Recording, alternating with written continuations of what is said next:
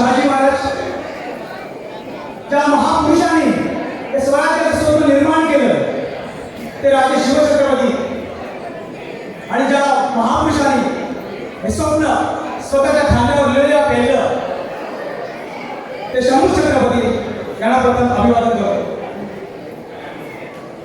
तसेच वेदाचा प्रतिपादक असणाऱ्या गणरायांना नमन, महाराष्ट्र शारदाला नमन, गुरुवर्यांना नमन, माता पितांना नमन, ज्येष्ठ बंधूंना नमन, आणि इथे जमलेल्या तमाम शिवप्रेमी बंधू भगिनींना नमन.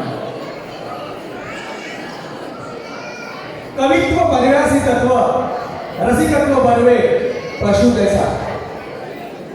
ज्ञानेश्वर माऊलींच्या ओळीचा आरंभ याच ज्ञानेश्वरीच्या माऊलींच्या ओळीचा आरंभ याच ओळी झाला. वाचनात जिथे कवित्वाचा स्पर्श होतो, कवितेला जिथे रसिकत्व लाभते, तिथे परमेश्वराचा संसार होतो.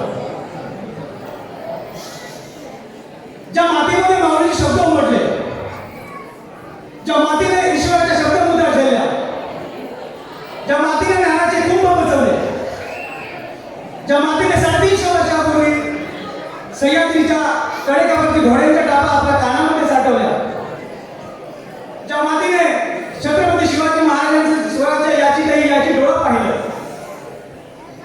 ज्या मातीने माझ्या छत्रपती संभाजी महाराजांच्या अखेरच्या रक्तमुद्रा झेलल्या, ज्या मातीने देशासाठी बलिदान देण्याचा देखणा सोहळा पाहिला, ज्या मातीने माझ्या छत्रपती संभाजी महाराजांचं बलिदान पाहिलं, ती माती आमच्या भारताची माती, आमच्या महाराष्ट्राची माती, आमच्या सह्याद्रीची माती. त्या मातीला ज्यांनी दिशा दिली, दृष्टी दिली, त्या शिवछत्रपतींचा हा सोहळा. आईचं आईपण, बाईचं बाईपण ज्याने राखलं, त्या महान योद्ध्याचा सोहळा. शत्रूच्या आई स्त्रीला ज्यांनी मातेचा आदर दिला, त्या महान योद्ध्याचा सोहळा. आणि ज्याच्यामुळे या मंदिरात कळस आणि दारात तुळस आहे, त्या युगपुरुषाचा सोहळा. आयर्लंडमध्ये प्रथम शिवजयंती साजरी होते. ह्याच्या पुढे सोहळे होतीलच, पण आपण सर्व या ऐतिहासिक क्षणाचे एकमेव साक्षीदार असून की आयर्लंडमध्ये जेव्हा शिवजयंती झाली तेव्हा मी उपस्थित होतो. इतिहासात नाव यायला खूप नशिबान असला माणूस.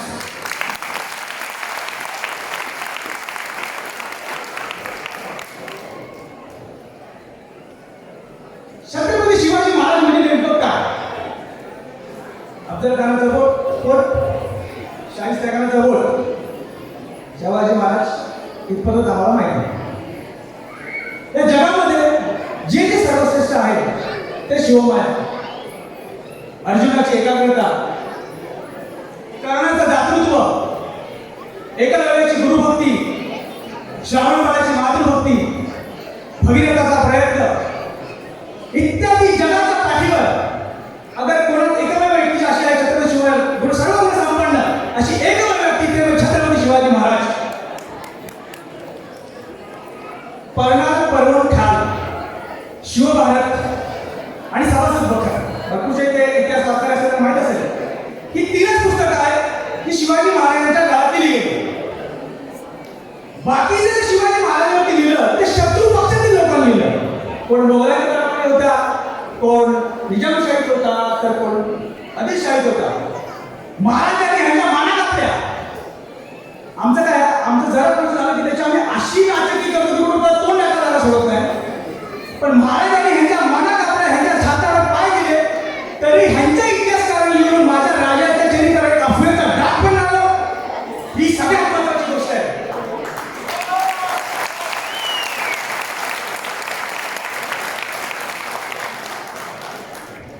आपल्यापैकी भरपूरशा लोकांना शिवाजी महाराज हे प्रकरण थोडं थिट वाटतं.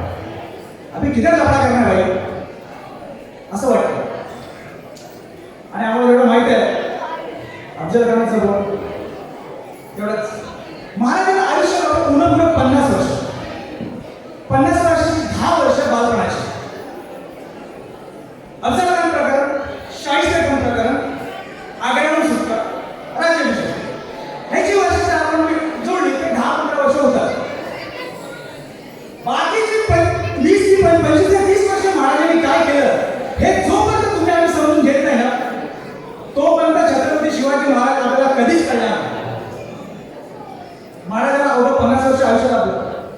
महाराजांनी 700 वर्षाचा अंधार दूर केला. तीनचे आवाज आले की घरादारासकट देवाऱ्याला पण स्वतः घेऊन डोळ्यात उडी मारायला लागत होती. बापासमोर मुलीवर, मुलासमोर आईवर अत्याचार होत होते. पण रस्त्यात आमच्या आया बहिणीच्या पदरात हात घातला जात होता. आमच्या संस्कृतीची कत्तल होत होती. आणि तेव्हा पुण्याच्या दिशेने शहाजी राजाचा लेख लाल मातीची धूळ डोक्यात आला आणि मराठी मुलगातील जिवंत माणसाचा मेलेला स्वाभिमान जागा.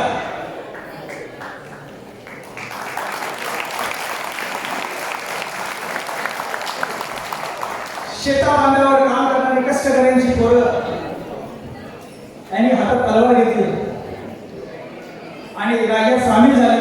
स्वराज्याचा वटवृक्ष आकाराला लागला. अनेकांना इथे सगळेच देशावर सगळ्यांना वाटतं की मी शैक्षणिक जोरावरती आलो, मी माझ्या आर्थिक जोरावरती आलो. हा मला प्रश्न नेहमी याचा मला राग येतो. मी आयर्लंडमध्ये आलो, तू काय जागीरदार आहे का? आयर्लंडमध्ये आला तुम्ही, कोणी शैक्षणिक जोरावरती आला, कोणी आर्थिक जोरावरती आला. पण तुम्हाला माहिती आहे का, 350-400 वर्षापूर्वी खैबर खिंड हिंदूंनी खैबर खिंड ओलांडली. टिप्पा सिंधू सागर अरबी समुद्रात हिंदूंना पाय ठेवायला बंदी होती.